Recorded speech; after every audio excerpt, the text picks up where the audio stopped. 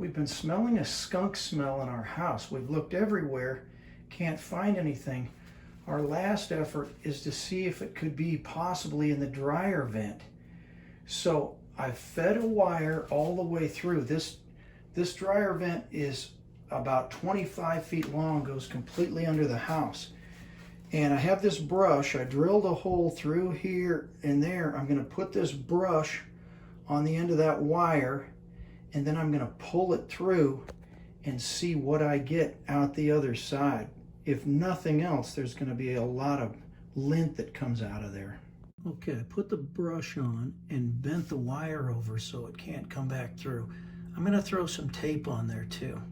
Okay, I bent the end over and taped it up so that it can't go back through the hole. Now I'm going to feed that down into the duct and pull it from the other end with the wire. I pulled the brush all the way through with this wire, and this is what came out of the vent tube. A dead skunk plus a bunch of lint. That was our problem.